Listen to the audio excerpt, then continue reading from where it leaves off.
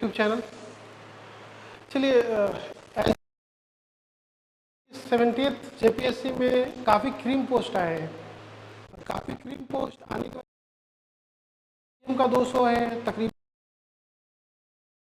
Post है, so on मतलब cream post है। और इस बार जो बीपीएससी में जो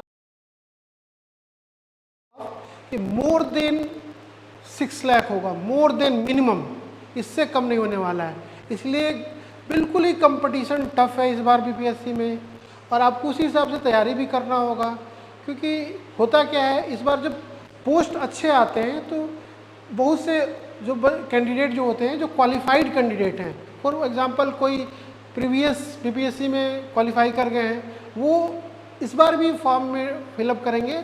इस तरह से इस बार कंपटीशन काफ़ी ज़्यादा रहेगा, इसलिए आपको तैयारी इसी ढंग से भी करना पड़ेगा। क्योंकि वन थर्ड निगेटिव होने की वजह से, क्योंकि as all of you know, आप सब जानते हैं बीपीएससी प्रीलिम्स में पोस्ट के 10 गुना कैंडिडेट को ही बुलाती है, इसलिए कंपटीशन बढ़ गया।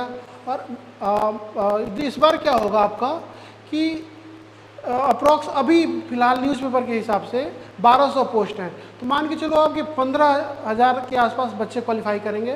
तो आप इस तरह से पढ़ो कि आप 15,000 में आओ, ना कि आपसे 6 लाख से कंपटीशन है। क्योंकि मैक्सिमम 50% बच्चे वो होते हैं जो सिंपली फॉर्म भर देते हैं। आप सिंपल वो इस तरह से पढ़ाई करो, क्योंकि आपका जो सिलेक्शन होना चाहिए, आप 15,000 बच्चे के लिए कंपटीशन दे के पढ़ो। और उसके लिए करंट अफेयर का इम्पॉर्टेंस बहुत ज़्यादा हो गया है, क्योंकि एक्यूरेसी करंट अफेयर में ज़्यादा होता है, हिस्ट्री और ज्योग्राफी में, और पॉलिटी, खासकर मैं पॉलिटी का एग्जांपल देता हूँ। पॉलिटी और ज्योग्राफी में क्वेश्चन इजीली सॉल्व होते हैं। हिस्ट्री मान के चलो कि हिस्ट्री में एंशिएंट हिस्ट्री और मेडिवल हिस्ट्री में, मॉडर्न हिस्ट्री इजी होता है, और मेडिवल और एंशिएंट हिस्ट्री कंपेटिवली थोड़ा सा टफ होता है। इसलिए आपको एक अपना एरिया भी डेवलप करना है। साइंस तो है ही है, साइंस के अलावा आप करंट अफेयर पे भी फोकस करो। उसी तरह से ये डिज़ाइन किया गया है, सारा वीडियोस आपके सामने आएंगे। तो देखो, आप एग्जांपल मैं देता हूँ, लेट्स बिगिन। देखिए, मैं प्रीवियस वीडियो में अभी आपको बताया था कि हाल फिलहाल में आपने एक देखा होगा, इस क्रिस्टिनो रोनाल्डो, क्रिस्टिनो रोनाल्डो है ये, ही इज़ फ्रॉम पुर्तगाल, ये पुर्तगाल से है। और मैंने उस दिन में बताया, प्रीवियस वीडियो में मैं इनका फोटो डालना और इसका डाटा डालना भूल गया था। क्रिस्टिनो रोनाल्डो हाल फिलहाल की न्यूज़ में इसलिए चर्चा में है क्योंकि उन्होंने अपना एक यूट्यूब चैनल लॉन्च किया। और क्योंकि होता क्या है कि आज के डेट में जो भी क्वेश्चन जो डिज़ाइन कर रहे हैं कमीशन में, वो टेक्नोलॉजी से काफ़ी करीब रहते हैं। तो इस तरह से माइंडसेट भी उनका डेवलप हो गया है, वो क्वेश्चन भी टेक्नोलॉजी के आधार पर देने लगे हैं। क्योंकि साइंस एंड टेक का जो क्वेश्चन आ रहा है, तो आप देखे होंगे कि वो सिंपली जो क्वेश्चन पूछ कर रहे हैं, वो साइंस एंड टेक के बेस पे वो क्वेश्चन पूछना स्टार्ट किए हैं। जो एक चीज़ देखो आप कि साइंस में जो क्वेश्चन आया है पिछली बार, 50% साइंस एंड टेक से है और 50% जो बेसिक्स है, इसलिए साइंस एंड टेक का भी इंपॉर्टेंस हो गया है। तो ये साइंस एंड टेक से है। तो यूट्यूब पे रोनाल्डो ने अपना चैनल खोला। With in the day Ronaldo का चैनल का जो सब्सक्राइबर था, मोर देन 20 मिलियन हो गया। एट प्रेजेंट इनका जो सब्सक्राइबर है वो 50 मिलियन है, और काफ़ी इंटरनेशनल कवरेज मिला इस न्यूज़ को। सो ये इंपॉर्टेंट है। सो क्रिस्टिनो रोनाल्डो को आप याद रखना, अगर बीपीएससी आपसे क्वेश्चन पूछेगा तो ये पूछेगा कि विच फुटबॉलर हैज़ लॉन्च, मतलब किस फुटबॉलर ने अपना एक नया यूट्यूब चैनल लॉन्च किया है, तो answer will be Cristiano Ronaldo.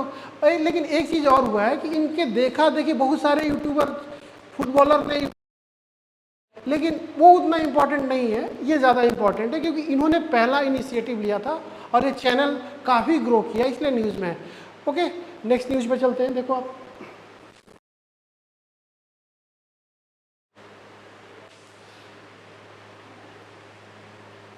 देखिए, as all of you know, आप सब जानते हो कि यूनाइटेड नेशन एक बहुत ही इम्पॉर्टेंट इंटरनेशनल ऑर्गेनाइजेशन है, और बीपीएससी तकरीबन हर साल इस टॉपिक से क्वेश्चन पूछता है, यूएन से, यूनाइटेड नेशन से। फॉर एग्जांपल मैं बताता हूँ, रिसेंटली क्या हुआ है, ये मैम है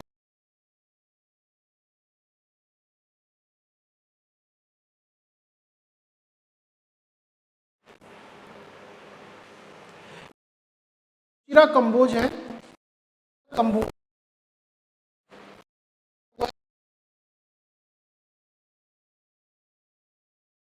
होता है यूनाइटेड नेशन में। हर कंट्री क्या, देखिए मैं एक चीज बताता हूँ, हर कंट्री क्या करती है कि अपना एक रिप्रेजेंटेटिव टीम रखता है। क्योंकि फॉर एग्जांपल मान लो आप, जैसे मैं अभी यूएन के बारे में थोड़ा सा बता रहा हूँ, तो देखो आप ये रुचिरा जो नए यूएन परमानेंट रिप्रेजेंटेटिव हैं वो आपके ये हैं, he is in Harish, this man, ये नए यूएन परमानेंट है, इनका नाम है हरीश। नेक्स्ट देखो ये किसको इसको बने, सॉरी, तो पारोथेनिन हरीश जो हैं वो रुचिरा कंबोज को रिप्लेस करके यूनाइटेड नेशन का परमानेंट रिप्रेजेंटेटिव बने हैं। और देखिए एक चीज़ और देख लीजिए आप, क्योंकि मैं बहुत बच्चों को ये डाउट होगा कि what is UN permanent representative, तो मैं वो आपको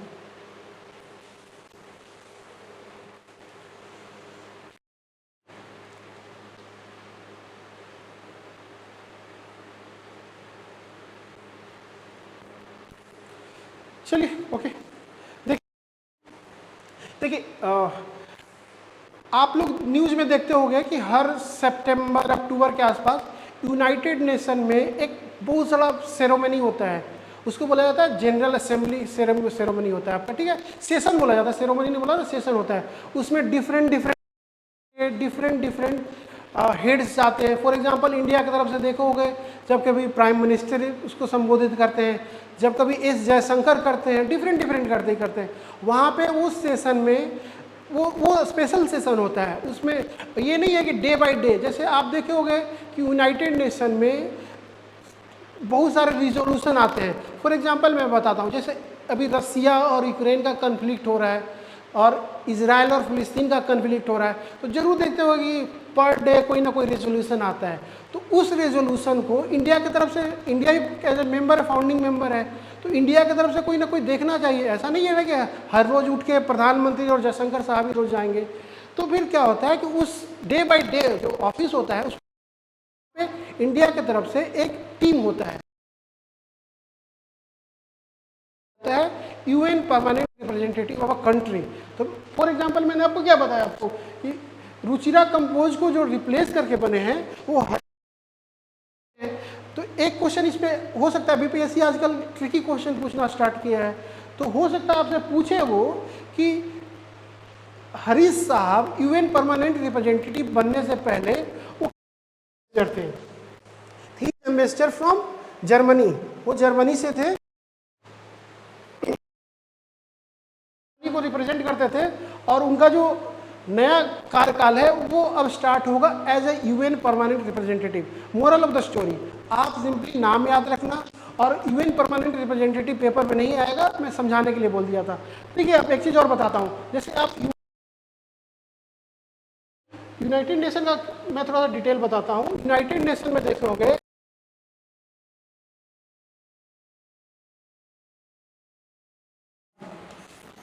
यूनाइटेड नेशन, इसका जो हेड क्वार्टर है वो न्यूयॉर्क में है। ये भी सिंपल क्वेश्चन है, एसएससी वगैरह में पूछ सकते हैं आप।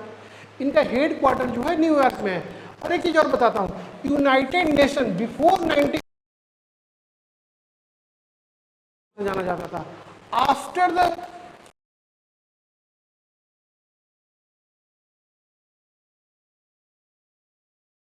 एट प्रेजेंट इसमें जो है वो 193 मेंबर हैं। एट प्रेजेंट इसमें 193 मेंबर हैं, और 2 स्टेट हैं +2, और 2 स्टेट जो हैं वो ऑब्जर्वर स्टेट हैं, ऑब्जर्वर स्टेट हैं, और 193 कंट्री जो है वो एज ए कंट्री रिप्रेजेंट कर रहे हैं।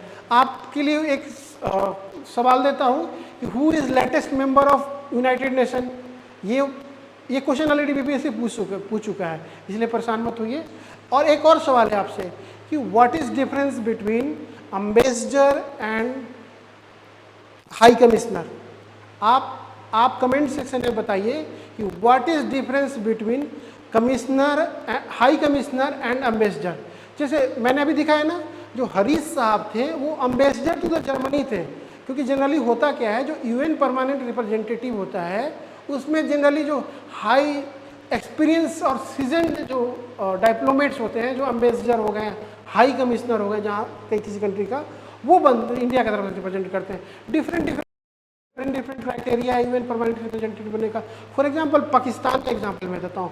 पाकिस्तान में जो यूएन परमानेंट रिप्रेजेंटेटिव होते हैं, कभी वो मिलिट्री को ही बना देते हैं, क्योंकि वो एक बनाना रिपब्लिक कंट्री है, सो उसका एग्जांपल नहीं लीजिएगा।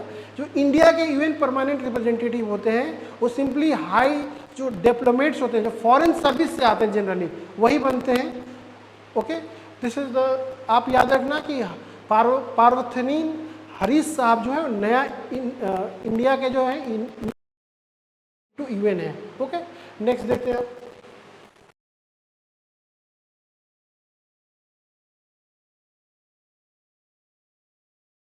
चीज और है, हाल फिलहाल में आप बड़े ही न्यूज़ में रहता है और ये काफ़ी चर्चित न्यूज़ है, और ये मान के चलो आप कि ये जिनका प्रोबेबिलिटी बहुत हाई रहता है आने का, और वो है फिनांस कमीशन। क्योंकि इंडिया का फिनांस कमीशन का गठन, क्योंकि देखिए कल ही जीएसटी 54 जीएसटी, ओके, कमीशन में फिनांस कमीशन का काम क्या है। जैसे मान लो कि मैंने, देखिए होता what is finance commission. Finance commission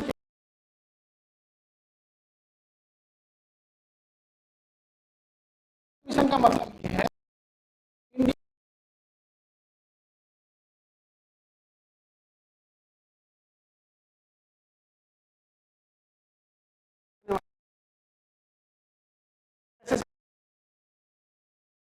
अस्सी आर्टिकल 280 इंडिया का कॉन्स्टिट्यूशन का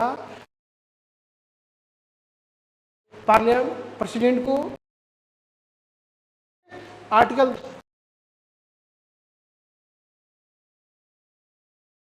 एक मेंबर जो होता है और बाकी पर हैं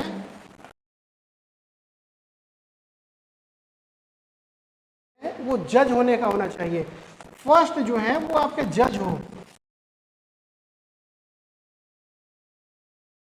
उनका क्राइटेरिया ये हो कि वो जज का क्वालिफिकेशन होल्ड करते हो। सेकंड मेंबर वो फिनांस कमीशन आर्टिकल 280 के तहत कॉन्स्टिट्यूट होता है। उसमें जनरली 5 मेंबर होते हैं और 5 मेंबर के लिए डिफरेंट डिफरेंट क्राइटेरिया होता है। पहला जो होता है वो होता है चेयरमैन, दूसरा मेंबर जो होता है वो जज होता है, और एक चीज और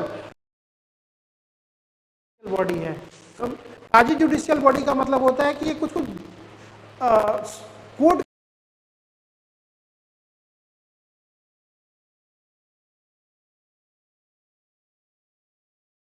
आदमी होना चाहिए, मतलब उनके पास अकाउंट का नॉलेज हो, क्योंकि ये अकाउंट से रिलेटेड चीज है। तीसरा जो है एक्सेप्ट चेयरमैन, तीसरा का एडमिनिस्ट्रेटिव, इकोनॉमिक्स का एडमिनिस्ट्रेटिव, और जो चौथे जो हो ऐसा पर्सन होना चाहिए जिसके पास इमिनेंट, मतलब इकोनॉमिक्स का नॉलेज हो, इकोनॉमिक्स का नॉलेज हो। फिर ठीक है, ओके। नाउ मैंने आपसे बोला कमीशन आर्टिकल 280 के तहत कंस्टिट्यूट होता है, प्रेसिडेंट के द्वारा किया जाता है। चेयरमैन होते हैं और 4 मेंबर होते हैं। एक का क्वालिफिकेशन जज का होना चाहिए, एक अकाउंटेंट का होना चाहिए, एक इकोनॉमिक एडमिनिस्ट्रेशन का नॉलेज होना चाहिए, और एक का knowledge economic overall, macro economic, micro economic level के ऑप्शन में से। ओके, नेक्स्ट देखिए आप।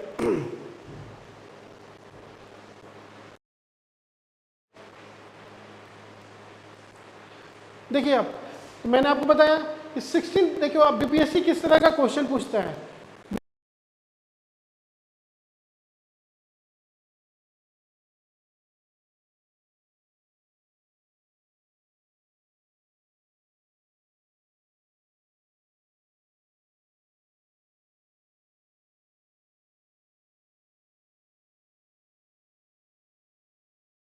है, बात बता दूंगा क्योंकि ये अभी के लिए इतना इंपॉर्टेंट नहीं है। जनरली इसका एक ब्रीफली बता देता हूँ, जनरली होता क्या है,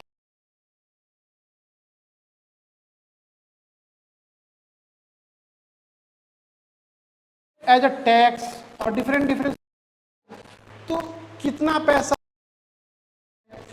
पैसा अपने पास रखना है उसको उसको डिसाइड करने के लिए फिनांस कमीशन होता है, पार्लियामेंट के थ्रू भी होता है, जीएसटी उसके थ्रू भी होता है। जीएसटी कौन,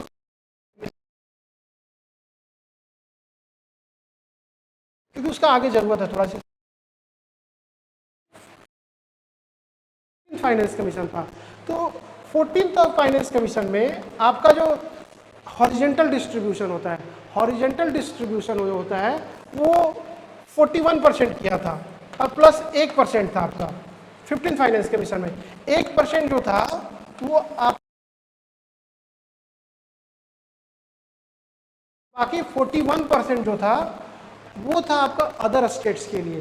तो और बाकी रेस्ट जो पैसा था ये 15 फाइनेंस कमीशन का ये डिवॉल्यूशन है।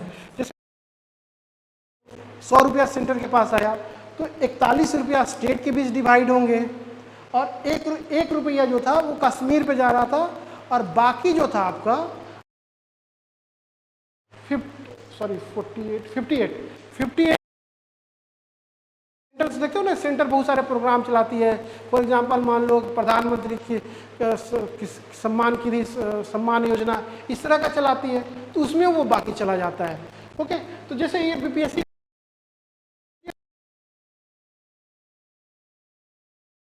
देखिए बड़ा इंटरेस्टिंग सा चीज़ है, जो इस बार 16 फाइनेंस कमीशन का जो गठन हुआ है उसमें तो एक मेंबर तो रिपीट हो गए हैं, एक मेंबर 15 फाइनेंस कमीशन के रिपीट हो गए हैं इस वाले में। तो ये 15th फाइनेंस कमीशन ये क्या हुआ है इस बार मेंबर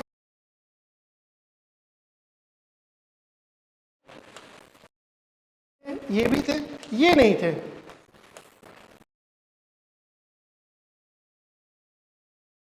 बता रहा हूं कि 15 फाइनेंस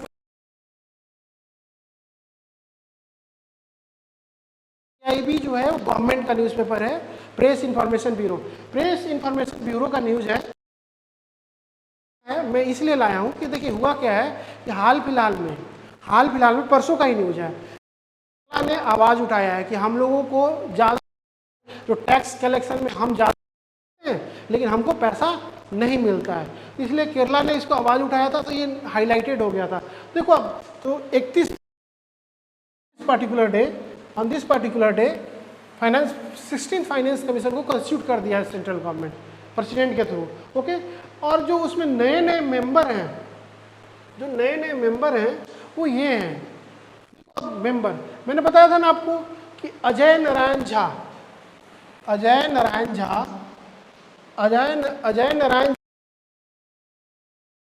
15 फाइनेंस कमीशन, सबसे इंपॉर्टेंट तो यही हो गया अजय नारायण झा। और एक चीज और याद रखिएगा, इस बार का जो चेयर माना गया, पहले पूछा करता था इस तरह से क्वेश्चन, अगर चेयरमैन पूछेगा तो उनका पूरा पोर्टफोलियो के बारे में पूछेगा। तो देखो आप जो नए चेयरमैन है पनगाड़ियां हैं वो क्या है, chairman of vice chairman of NITI Aayog भी थे, vice chairman of NITI Aayog भी थे, इसलिए इंपॉर्टेंट हो गया। और ये काफी इंपॉर्टेंट है, वेरी इंपॉर्टेंट फॉर यू, क्योंकि नाम देख लेना। ओके, नेक्स्ट कि होता क्या है कि मैंने बताया था ना कि रेवेन्यू शेयर होता है, तो रेवेन्यू एक टर्म होता है term of reference. Term of reference का मतलब ये होता है कि जैसे कमीशन कमीशन बैठा फाइनेंस कमीशन का, वो डिसाइड करते हैं कि जो पैसे का डिस्ट्रीब्यूशन है इस बेसिस पे हो। तो 14 कमीशन और 15 फाइनेंशियल कमीशन में जो टर्म ऑफ रेफरेंस है, टर्म ऑफ रेफरेंस मैं फिर से बता रहा हूँ, टर्म ऑफ रेफरेंस का मतलब ये है कि जो पैसा का जो डिस्ट्रीब्यूशन है between the centre and state वो किस ग्राउंड पे हो। तो फॉर एग्जांपल देखिए 15th फाइनेंस कमीशन है, 15th फाइनेंस कमीशन, ये 15th फाइनेंस कमीशन ने इतना वेटेज दिया है और 14th फाइनेंस कमीशन ने आपको कि बताया था ना आपको कि जो साउथ के स्टेट हैं, साउथ के स्टेट जो हैं वो हमेशा ही चिल्लाते रहते हैं। जैसे आपने टर्म बीमारू राज का, ये डेरोगेटरी वर्ड है लेकिन मैं यूज कर रहा हूँ, सो इसके लिए कोई 15th फाइनेंस कमीशन में उन्होंने क्या बोला था कि उन्होंने 50% ऑफ द इनकम टैक्स होना चाहिए, इसको घटाओ आप। उन्होंने क्या किया या फिर इसका मतलब ये होता है कि जैसे आप देखे होंगे न्यूज़ में, आप बिहार इकोनॉमिक सर्वे को फॉलो कीजिए, उसमें हमेशा देखे होंगे बिहार जो है सबसे लोएस्ट है। ये सब नहीं आएगा, बता दूँ। 15th फाइनेंस कमीशन जो है तो वो 50% जो है वो जैसे आप देखो, इसका मतलब ये है कि इनकम डिस्टेंस का मतलब ये है कि जैसे आप पर कैपिटा इनकम है बिहार का सबसे लोएस्ट है, सबसे लोएस्ट है, गोवा का सबसे ज़्यादा है, ठीक है। तो उसके आधार पे जो टैक्स का जो वेटेज होगा वो 50% होगा। तो साउथ के स्टेट्स में इस बार तो और कम करवा रहे हैं, वो जो 16th फाइनेंस कमीशन है उसमें और कम करवाने की बात कर रहे हैं, तो 45% हो गया। देखिए जो फॉरेस्ट एंड इकोलॉजी है, फॉरेस्ट एंड इकोलॉजी का मतलब ये हो गया कि कौन सा स्टेट कितना पेड़ पौधा लगाता है।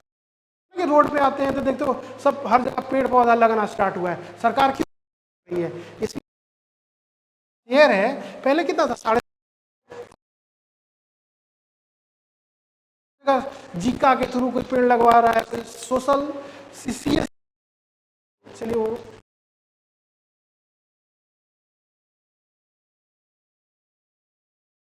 होंगे। हाल फिलहाल में तो हरियाणा टॉप कर गया था जीएसटी कलेक्शन में, लेकिन जनरली साउथ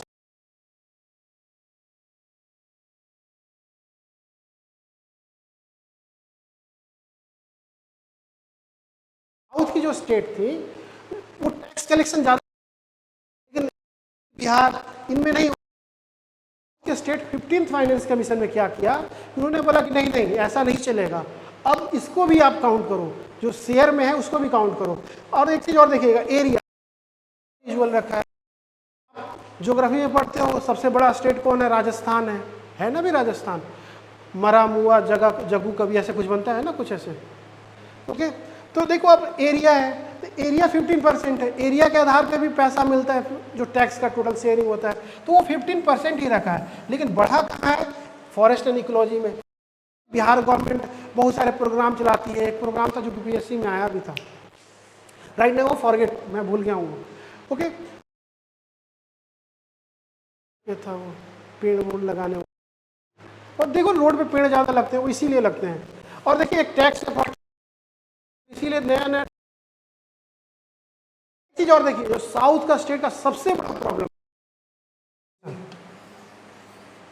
क्योंकि आपको पता है कि बिहार और यूपी पॉपुलेशन बहुत ज़्यादा है, ग्रोथ भी ज़्यादा है, तो आप देखोगे कि उन्होंने क्या करवाया कि 14th फाइनेंस कमीशन में 27.5% वो दे रहे थे, जो टैक्स का टर्म ऑफ रेफरेंस कर रहे थे, और 15 में वो 15% कर दिया। उन्होंने एक नया टर्म यूज किया, डेमोग्राफिक परफॉर्मेंस। आप देखे होंगे जब फर्टिलिटी रेट, ये सब काफ़ी इंपॉर्टेंट है, प्री के लिए सब काफ़ी इंपॉर्टेंट है, फर्टिलिटी रेट बिहार का कितना है, ये सब काफ़ी इंपॉर्टेंट है। तो देखो अब उन्होंने एक नया टर्म 15th फाइनेंस कर लिया, ये सिर्फ और कि हम टैक्स ज़्यादा देते हैं, हमें शेयर, वो हमेशा कोई हमेशा चिल्लाते रहते हैं, हमेशा आए दिन। कल परसों केरला का जो फाइनेंस मिनिस्टर है वो चिल्ला रहा था, तो मैं ये यूज नहीं करूंगा, वो बोल रहे थे, चिल्ला नहीं रहे थे, बोल रहे थे, ठीक है। तो वो कहते हैं कि यार हमारा डेमोग्राफिक परफॉर्मेंस भी अच्छा है, फिर हमें क्यों नहीं ज़्यादा पैसा मिले, टैक्स भी हम ज़्यादा देते, इसलिए उन्होंने 15th फाइनेंस कमीशन में, अभी टर्म ऑफ रेफरेंस डिसाइड नहीं हुआ, ये मेंस के लिए सब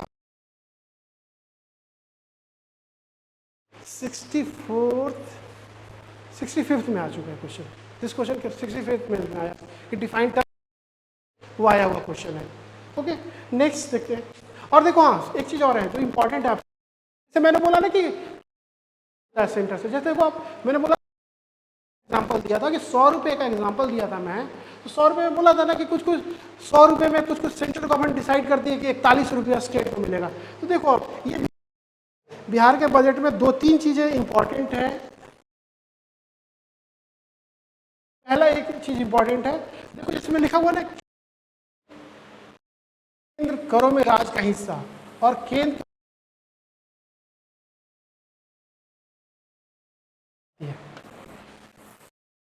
बिहार ये डाटा है।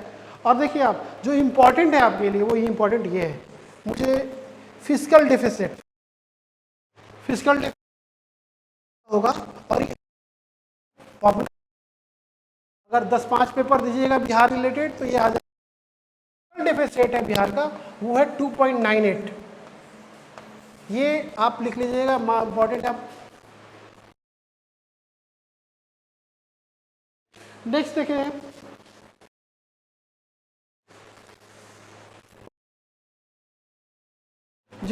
जिसको जिसको पेपर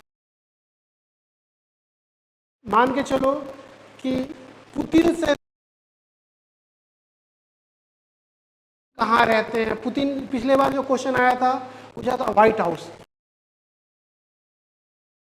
पुतिन का जो जो ऑफिशियल हाउस है उसको क्या बोला जाता है?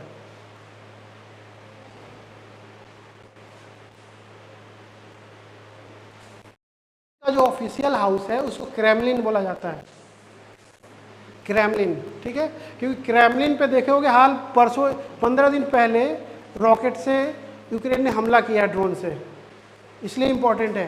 और ये क्या है कि एक न्यूज़ देखो आप, बीपीएससी का आया हुआ क्वेश्चन है, this is question from the BPSC, horticulture का क्वेश्चन है, ये दोनों, this is from the horticulture and this is question from the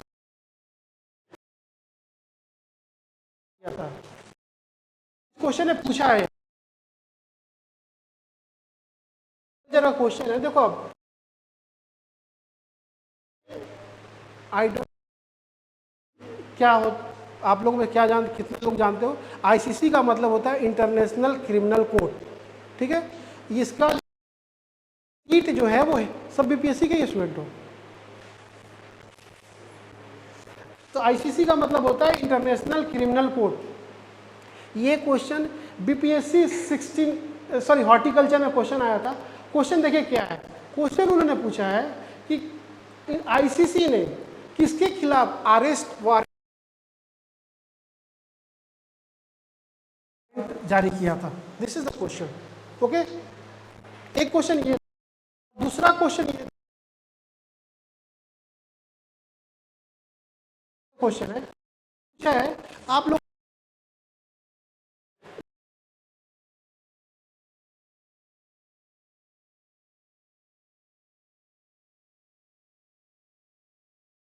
देखते होंगे, होता है कि भाड़े वाड़े पे लेके आते हैं वो, ओके। तो वो पूछा था कि ग्रुप का जो लीडर था वो कौन सा था, और बीपीएससी का हटाने का कारण ये था कि जब ये क्वेश्चन पेपर में आया तब तक वो मारा जा चुका था। क्योंकि हुआ क्या कि उसने इसके खिलाफ, पुतिन के खिलाफ उसने आवाज़ उठाया था, तो पुतिन ने उसको हवा में ही उड़वा दिया था, ओके। तो ये आंसर ये है, तो बीपीएससी ने हटा दिया था, क्योंकि उस क्वेश्चन में देखिए, और जब क्वेश्चन एज अ पब्लिश हुआ उसमें मेंस में भी लिखा था, तो इसलिए मुझे मालूम है, भले इंटरव्यू कॉल ना आया हो, तो उसमें पेपर में जब हम लोग लिखे उसमें था, मैं तो यही लिख करके आया था, लेकिन बीपीएससी ने उस क्वेश्चन को हटा दिया था, क्योंकि उससे एक 15 दिन पहले ही, एग्जाम से 15 दिन पहले ही उसका एक्सीडेंट होकर एयर स्ट्राइक में वो डेथ कर गया था एक्सीडेंट में, ओके। दो क्वेश्चन है, मैं ये दिखाना चाह रहा हूँ कि न्यूज़ से कैसे क्वेश्चन बनते हैं। और हाल फिलहाल में आप का प्रेसिडेंट केस में डेथ किए हैं, हमास का इस्माइल भी मारा गया है, और ये देखो आप, ये सब नाम उसी से रिलेटेड है और ये न्यूज़ में रहा है। देख लो, बेंजामिन नेतन्याहू है, याह सिंवार है, और एक डिफेंस मिनिस्टर है, ये हैं। ये तीनों के खिलाफ जनरली एक ट्रिक बताता हूँ, जब ना आए तब करना है, ऐसे BPSC all of the answer होता है जनरली। लेकिन आप लोग ये रिस्क ना लेना, क्योंकि 1/3 कट नेगेटिव मार्किंग हो गया है, 1/3 नेगेटिव में कभी भी रिस्क नहीं लेना चाहिए। क्योंकि मेन ही मकसद वही है आपका। मकसद ये है कि मैं बार बार कह रहा हूँ, इस बार कम से कम 6 लाख फॉर्म भरा जाएगा, 6 लाख फॉर्म भरा जाएगा और आपको आना है 15,000 में। और 15,000 में आने के लिए एक एक 0.3 पर मार्क्स का इंपॉर्टेंस है वहाँ पे। इतना कंपटीशन तगड़ा होने वाला है, 0.3 मार्क्स का होगा। देखिए मैं दिखा,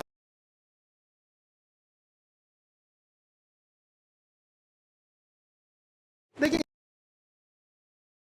पुतिन वाला न्यूज़ क्यों लगाया था, क्योंकि मुझे आइडिया, प्रॉपर आइडिया है, क्योंकि मैं 5 बार लगातार प्री क्वालिफाई हूँ, इसलिए मुझे प्रॉपर आइडिया है।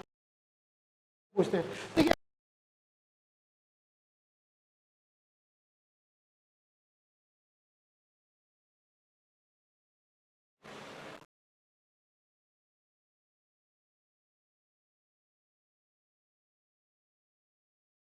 ना कि नेतन्याहू और सिनेमार है, ये यहाँ सिनेमार 2 थे नाम, कोर्स डी हो जाएगा। और इसमें जाओगे तो ये पीपीटी थोड़ा सा गड़बड़ हो गया है आपका। उसमें भी ये है कि इस्माइल हानिया के खिलाफ है। ओके, देखिए हुआ क्या है कि ये वो जो मैंने किया गया, अरेस्ट किया गया, और ये तो आया था। उसी तरह से मैं दिखा रहा हूँ कि जो कि इजराइल यूक्रेन और सॉरी इजराइल फिलिस्तीन, रसिया यूक्रेन, 2 ऐसे कन्फ्लिक्ट जोन हैं जो हमेशा न्यूज़ में रहते हैं और हमेशा इसे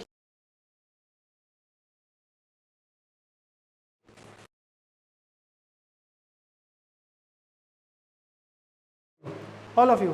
देखिए हुआ क्या है कि आईसीसी ने वारंट जारी किया था। पिछली बार आप देखोगे एससीओ में, अभी एससीओ में तो अभी फिलहाल मैंने दूसरे एससीओ में, एससीओ समिट इंडिया 23 में हुआ था, इंडिया में एससीओ का समिट हुआ था, इंडिया में हुआ था, 23वां समिट ही था वो। तो देखिए उसमें क्या हुआ था कि उसमें एक न्यूज़ देखे होंगे, क्या पुतिन अगर इंडिया में आएंगे तो क्या इंडिया उसको गिरफ्तार कर लेगा, ये क्वेश्चन था ना। तो देखिए हुआ क्या कि इंडिया तो पुतिन के खिलाफ भी जब यूक्रेन पे लड़ाई इसने शुरू किए, कन्फ्लिक्ट हुआ, ये कभी भी मेंस पेपर में ये वर्ड यूज़ मत करना, लड़ाई जब भी यूज़ करना होगा कन्फ्लिक्ट। और कन्फ्लिक्ट को हिंदी में क्या बोलते हैं फिलहाल मुझे नहीं आ रहा। इसराइल वो कन्फ्लिक्ट ही यूज़ करती है। कल भी देखे होंगे, कल भी यूज़ किया है, कल एस जयशंकर साहब भी यूज़ कर रहे थे वो, कि हम इसके लिए तैयार हैं कि हम बातचीत और मेडिएशन हम करवाएंगे। अब क्योंकि होता क्या है कि जेलेंस्की जो है, होता है ना शादी वादी में फूफा पहले रोसते हैं, होता है ना कि फूफा जी पहले, अगर शादी में जाइएगा तो फूफा जी पहले रोसते हैं। तो जेलेंस्की का भी वही हाल है। देखिए कभी इस कंट्री पे जाता है, बोलता है कि मुझे ये दो। इंडिया के खिलाफ भी उसने स्टेटमेंट दिया था ना कि इंडिया बड़ा ये है, पुतिन से गले क्यों मिल रहे हैं, बड़ा ये उसने स्टेटमेंट दिया था। बड़ा हार्ड सा स्टेटमेंट होता है उस तरह का। डिप्लोमेटिक स्टेटमेंट कभी भी काम का स्टेटमेंट नहीं होता है, बड़ा नुकसान होता है उस तरह का स्टेटमेंट, तो उसने दिया था। तो देखिए मैं बात कर रहा था कि आईसीसी का इसके खिलाफ, पुतिन साहब के खिलाफ भी क्या है, आईसीसी का वारंट इशू है, वारंट है। और आईसीसी का रूल है, आईसीसी का रूल ये है, देखो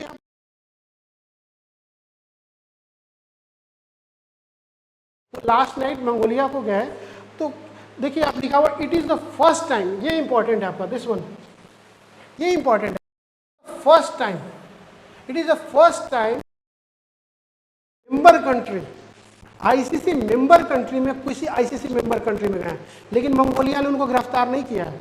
मंगोलिया ने उनको क्या किया, मंगोलिया ने उनको आई है। तो आईसीसी का भी देखिए पेपर में ये सब नहीं आएगा, लेकिन ये क्वेश्चन पूछ सकता है कि विच कंट्री, कौन सा ऐसा देश है जहाँ पे पुतिन गए लेकिन आईसीसी कंट्री होते भर में उसको गिरफ्तार नहीं किया गया। तो आंसर विल आ सकते हैं, लेकिन जो क्वेश्चन, जो प्रॉबिलिटी, हाई प्रॉबिलिटी है, वो मैं आपको लास्ट में बताता हूँ, इसी में बताता हूँ, सॉरी। देखिए आप ये है, देखिए दीज आर द कुछ कंडीशंस हैं, यही से क्वेश्चन आएगा। देखिए आप इसमें देखो, आप India is not international criminal court है, उसका मेंबर नहीं है इंडिया। जो अब देखिएगा आप, इस तरह का मैप, और पता है ना 1 करोड़ से ऊपर का फाइन है गलत मैप लगाने में इंडिया में, तो लगा देते हैं, ठीक है। जो जो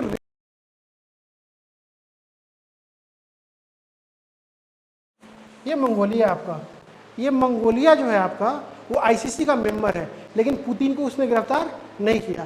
तो दो न्यूज़ यहाँ पे इंपॉर्टेंट हो गए।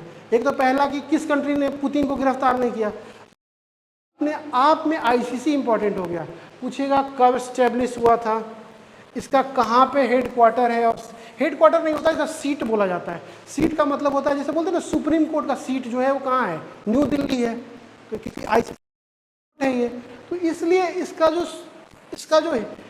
जो सीट है, ओके। और इसमें एक चीज और देखिएगा आप, इसका जो दूसरा इंपॉर्टेंट है इसका एस्टेब्लिश कब किया गया था, ओके। और ये किस कन्वेंशन के तहत एस्टेब्लिश किया गया था, दिस वन। क्योंकि पिछले बार आपने देखा होगा लिस्बन डिक्लेरेशन आया था 69 में, लिस्बन डिक्लेरेशन। इसी तरह से ये रोम स्टैट्यू है, रोम स्टैट्यू भी इंपॉर्टेंट हो जाता है क्योंकि आईसीसी से रिलेटेड है। इसी तरह से क्वेश्चन पूछेगा, और जो बीपीएससी क्वेश्चन पूछेगा क्योंकि 2 साल से स्टेटमेंट बेस्ड क्वेश्चन आएगा, और पहला ही स्टेटमेंट देगा India is a founding member of ICC, ठीक है। इंडिया इज नॉट मेंबर, वो सिर्फ जो है वो है कब बना, उसका सीट कहाँ है। जेपीएससी में इस तरह क्वेश्चन पूछा हुआ है हाल फिलहाल में प्री में। और इसका इंटरनेशनल कोर्ट में कौन कौन होते हैं ये डाटा है, ठीक है। मैं ये टेलीग्राम चैनल पे इसको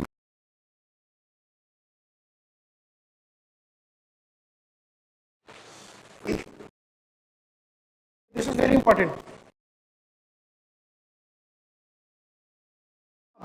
शिंजो आबे था ना, क्वेश्चन आया हुआ था, वो Shinzo Abe, any idea? PM, ठीक है, जापान के पीएम थे, बीपीएससी में आया था, ठीक है। शिंजो आबे आया था, जिनको एसिनेट कर दिया गया था, ब्लैंक शूट से गोली मार दिया गया था। तो देखो होता क्या है कि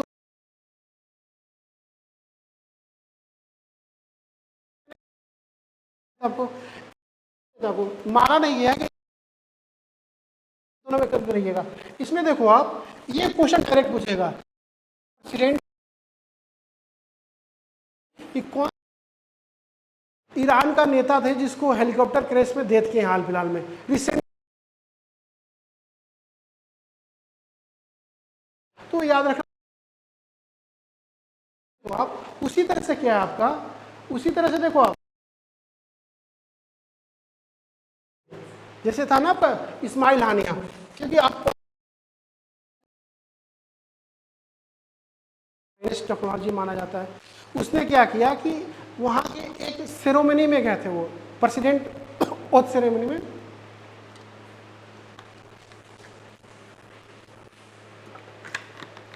प्रेसिडेंट ओथ सेरेमनी में वो गए थे। तो इजराइल ने क्या किया था, एक शॉर्ट रेंज मिसाइल से उनके बिल्कुल अपार्टमेंट में बिल्कुल जाके उनको मार दिया था।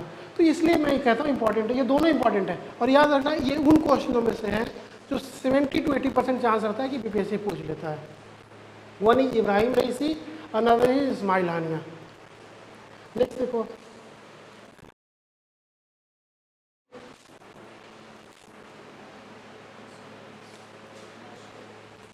देखिए ये भी न्यूज है।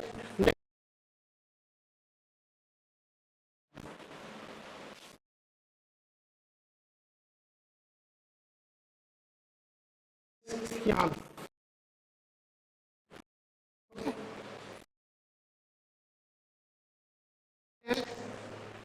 ओके,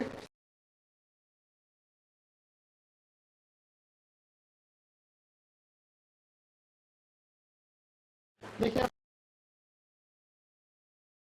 हमेशा ही क्या करते हो, मैंने स्टेटमेंट लिख रखा है, having no plan is the, मतलब कोई प्लान ही सबसे बढ़िया प्लान है।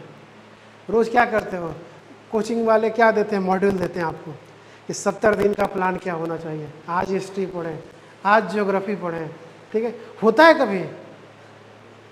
ऑनेस्टली बोलिएगा, ईमानदारी से, कभी होता है पूरा? क्योंकि आप भी जानते हो कि 95 नंबर लाना है 150 में बीपीएससी प्री क्वालिफाई करने के लिए। इसीलिए सबसे बढ़िया है एक एनालिटिकल माइंड बनाइए, और क्वेश्चन देखिए, आप करंट अफेयर आपके आसपास हो ना कि क्वेश्चन किस तरह से बीपीएससी पूछता है। आप जाइएगा, बहुत मिलेंगे भी, नहीं भी मिलेंगे। One liner, to be honest बोल रहा हूँ मैं बार बार। आप देखोगे क्वेश्चन ये, जैसे मैंने बोला वाला फिनांस कमीशन के क्वेश्चन में कभी भी वन लाइनर मैगजीन, कभी चारों मेंबर का नाम नहीं देंगे, क्योंकि इस बार मैंने पता अजय कौन झा थे, उन जो झा साहब हैं वो, क्योंकि मैं देखा मैं जब नोट्स बना रहा था तो मुझे भी आइडिया नहीं था, लेकिन इस बार इंपॉर्टेंस इसलिए बढ़ गया आपका क्योंकि ये दोबारा रिपीट हुए हैं। ये लिखा हुआ ना 15, वो 16 फाइनेंस कमीशन में भी मेंबर हैं और 15 में तो थे ही थे, इसलिए ये ज़्यादा इंपॉर्टेंट हो गए मेरे हिसाब से। तो ये ज़्यादा इंपॉर्टेंट ये है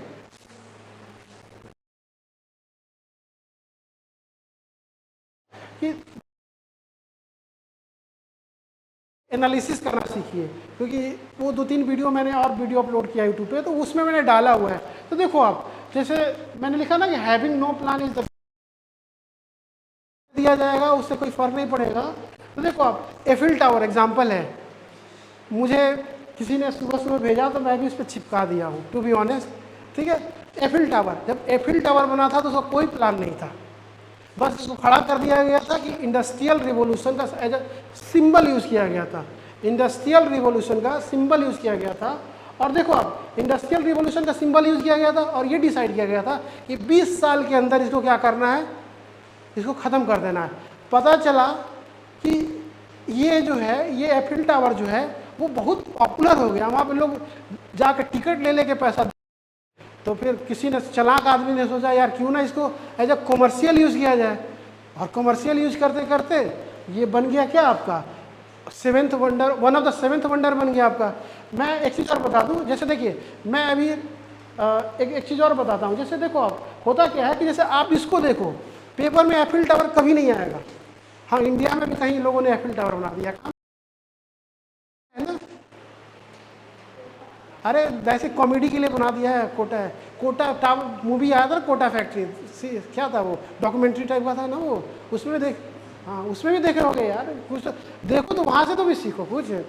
तो देखिए आप, देखिए मैं जो, देखो मैं कैसे सोचता हूँ, क्योंकि मेरा बहुत एक्सपीरियंस है तो कर रखा हूँ, इसलिए मैं जानता हूँ। देखिए जैसे बीपीएससी लगातार 2 बार पूछा हुआ है आपसे कि पेरिस किस नदी के किनारे है, तो ठीक है, अगर पेरिस के बजाय सिन, ये ऐसे क्वेश्चन बनते हैं। तो मैं ये बोल रहा हूँ कि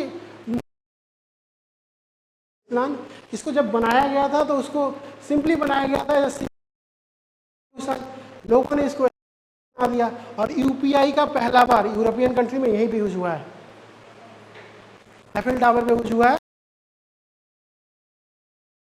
जाके वहाँ पे पैसे वैसे कटा कर पूरा सोशल मीडिया पे डाला था कि मैं अब इंडियन पैसा भी यहाँ यूज़ कर सकता हूँ। देखे होगे आप, देखे थे वो आया था यार, ये सब न्यूज़ देखा कीजिए।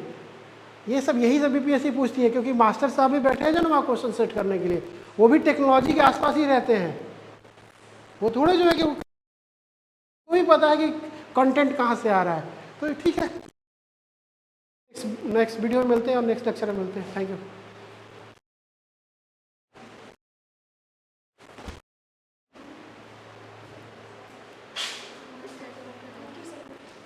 बिल्कुल, थैंक यू। कर दी।